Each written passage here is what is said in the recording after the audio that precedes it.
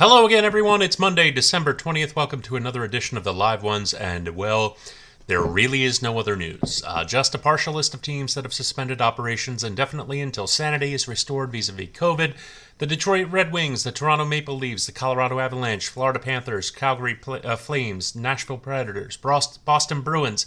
All cross-border travel between the U.S. and Canada has been suspended by the NHL. The Toronto Raptors schedule is in doubt for the same reason with the NBA. The Cleveland Browns, Washington Football Team, and LA Rams have all had games moved. There are more players among all active sports leagues in isolation right now than I could possibly list in this show. I actually did not do any capping yesterday despite everything going on because I just didn't trust that players weren't going to get pulled or games rescheduled at the last minute. That's how rapidly this is all happening. But there appears to be some light at the end of the tunnel.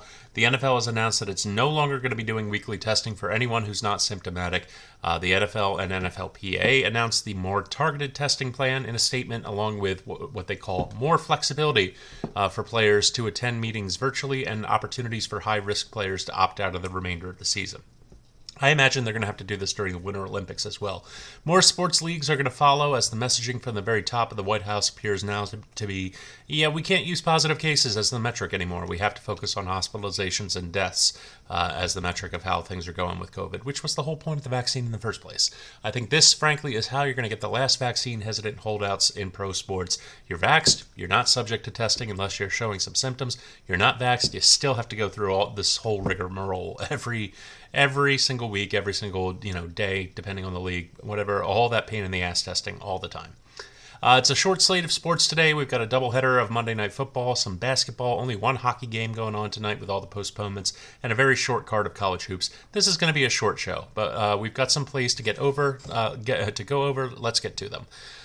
First and foremost, the Browns and the Vikings. And the Vikings have been relatively unscathed by the COVID protocols. Alexander Mattison, D.D. Westbrook, and Dan Chesnia will be on the reserve list. Good news for them tonight. The Bears, they currently have 17 players and all three coordinators on the reserve list, including their entire starting secondary. Kirk Cousins has thrown at least 2 touchdown passes in all 7 of his road games so far this year. Bears fans naturally are expecting a massacre. Their CB1 tonight is Kendall Vildor from Georgia Southern, a 5th-round draft pick. That's who's going to be matching up against Justin Jefferson. Naturally, you're getting the Vikings for under a touchdown here, 6.5 points. You know what to do, folks. Vikings minus the points. This one's a no-brainer.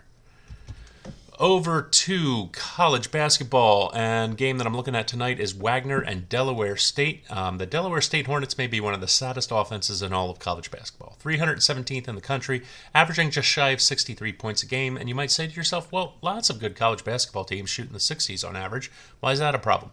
Well, first of all, they're doing it using an average tempo rather than trying to be one of those teams that grinds out the clock and keeps the ball away from the other team, wins on defense. And they've had one of the weakest strength of schedules of any D1 team. This is a team that's lost games big to names like Salisbury, Rider University just up the road from me, Longwood, and Long Island. Not exactly getting beat up on by the powerhouses there.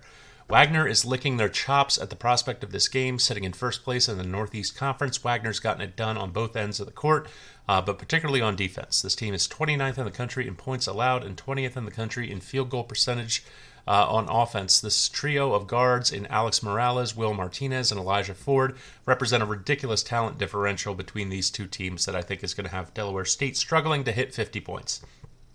23.5 is a big number to cover, excuse me, but Wagner showed in its games against Stony Brook and Immaculata that they absolutely relish the opportunity to beat up on lesser teams, and they certainly don't take their foot off the gas when they get a big lead.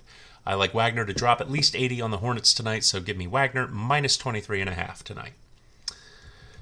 So then, moving over to Charlotte and the University of Maryland Eastern Shore, and these are just two offenses that should profile extremely well against one another's defenses.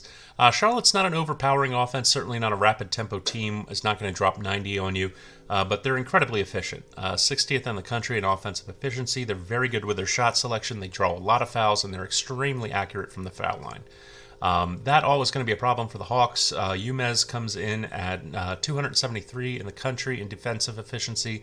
Some of that is due to the meat grinder of a schedule they've had the first 2 months here, having to play St. Joe's, Temple, Fordham, Campbell, Liberty, and UConn in their first 10 games.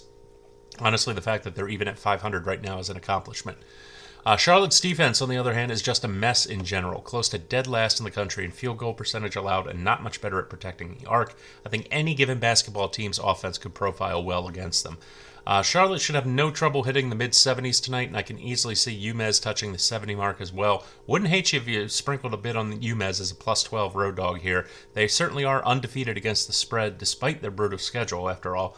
But the more certain play is the over 131 here. You're asking both teams to get to the mid-60s to get to that total, and I don't think that's going to be a problem for either team tonight. Give me the over 131 points. So then finally, over to the NBA, the Thunder and the Grizzlies. To the extent that revenge can be a motivating factor in the NBA, the Thunder have to be feeling it tonight. They were unceremoniously ushered into the record books after being on the losing end of a 152-79 shellacking in Memphis on December 2nd. Oklahoma City's 73-point loss shattered the NBA record for the largest margin of victory.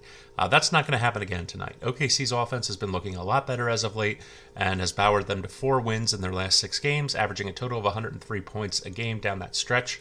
Their shooting isn't necessarily getting more accurate so much as they're playing a noticeably faster pace and doing a lot more of it since Thanksgiving. But even with that and the fact that Memphis is coming off a back-to-back with Portland, even with the fact that Zaire Williams is going to be out with an ankle sprain tonight, I don't like backing the Thunder as a 9-point road dog here. Instead, I'm going to look at the total of 213.5. The Grizzlies still have a monster offense, 7th best in the NBA, even without Ja Morant all December. This team regularly puts up between 115 and 125 with the pace they play, so I'm looking for OKC to get somewhere in the vicinity of the century mark to put us over the total. With Memphis' soft defense, 20th in the NBA, averaging 109 points allowed a game, and how improved OKC is on offense lately, I don't think that's going to be a problem. Give me the over 213.5 tonight, 4th and final play for the night. Everyone bet safe, stay safe. Follow us on Twitter at Live One Sports. Check us out on Roku and Fire TV at the Live Ones. Have yourselves a great Monday, and I will see you tomorrow.